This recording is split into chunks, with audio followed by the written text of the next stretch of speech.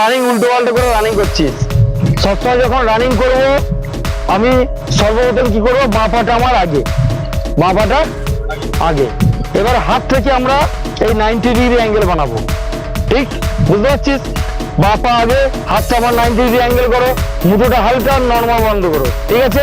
কাঁধটা হালকা তোলো, কাঁধটা হালকা তোলো, দিয়ে পেছনে পুশ করো, কাঁধটা হালকা তুলে পেছনে পুশ, ঠিক আছে? এইবার হাত আমার যাবে এই নাকের ওপরে চলে যাবে না, ঠিক আছে?